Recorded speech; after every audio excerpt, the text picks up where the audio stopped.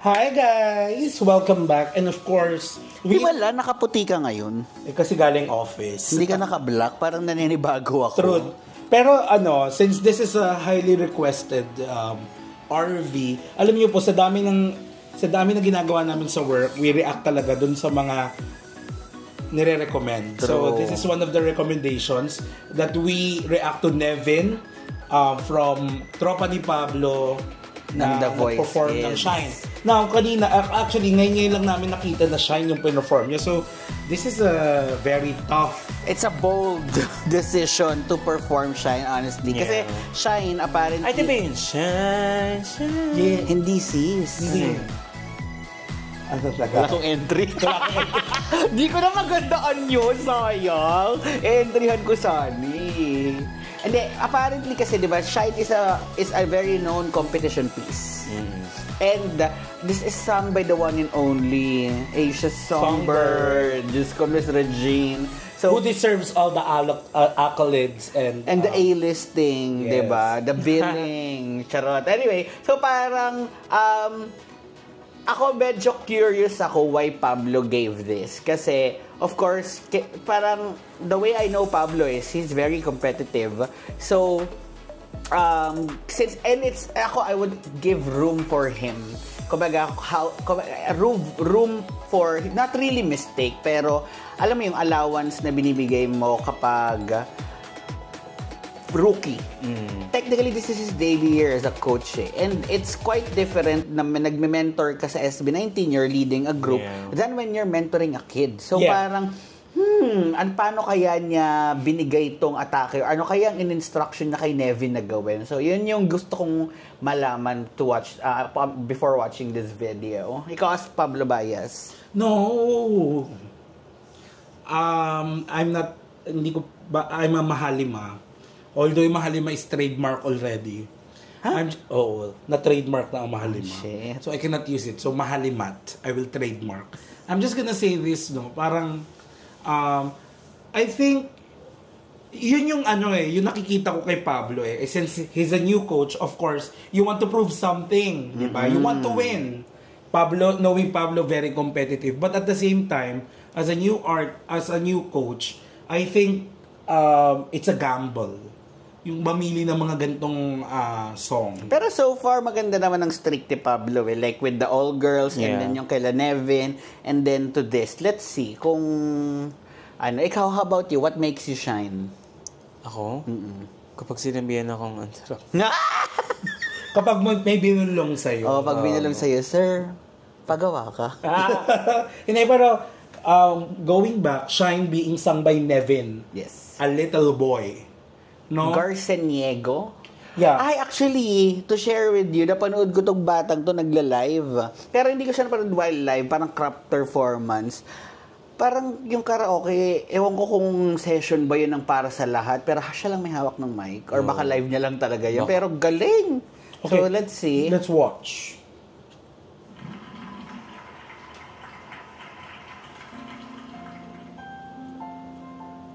Hindi na shine yung floor. Oo nga, ang dumi.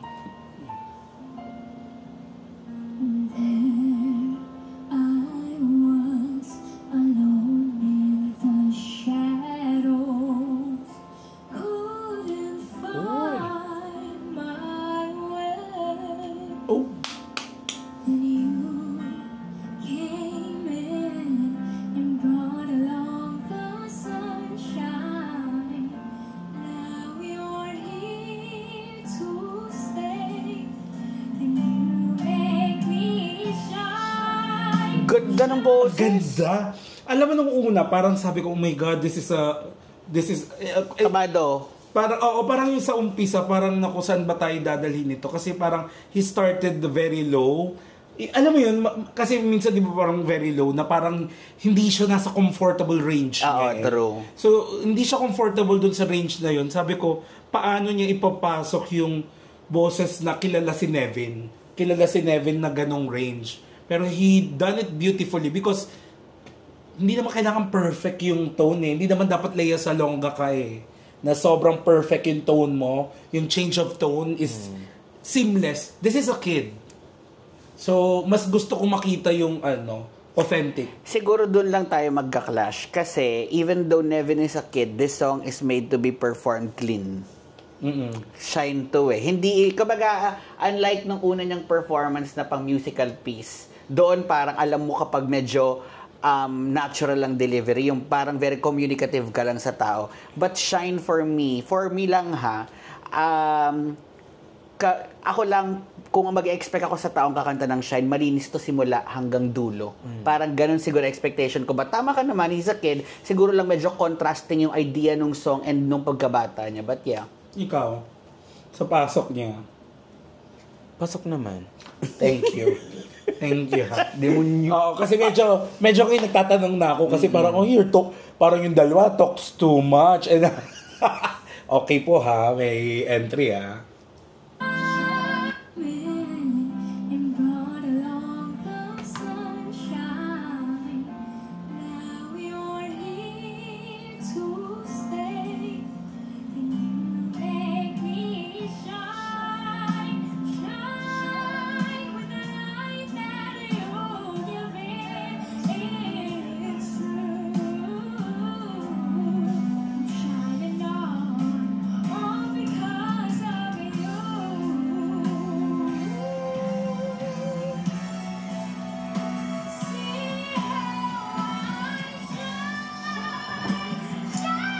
Uy. Grabe.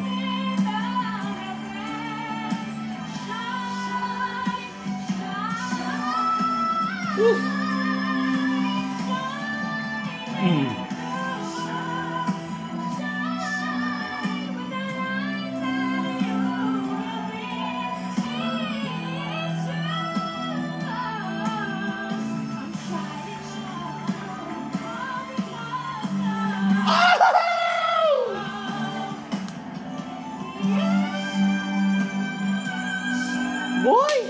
Fairness. Sa fairness.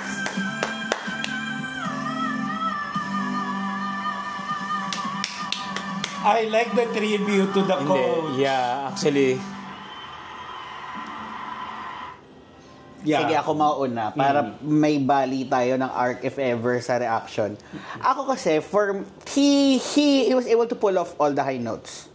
Give ko sa kanya yon. Kasi ang Shine talaga ay, sabi ko nga, competition piece. So kung gusto mo talagang mag-flex ng vocal cords mo, Shine, ilaban mo.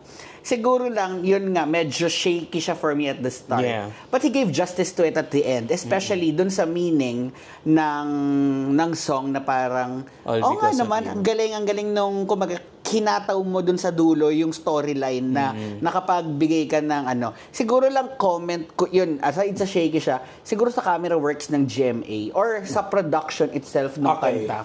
Alam ko kasi kapag mga ganitong solo performance na ng The Voice, yung may set sila. Yeah. Nakulangan ako sa set na parang bigay niya sa amin yun. Yeah, ay susundan ko yan later, Blake. Na parang bigay mo sa amin yun na yung Shine, kasi nagsimula siya sa gitna na ng stage na parang there could have been something more na parang Queen of the Universe, Maxi.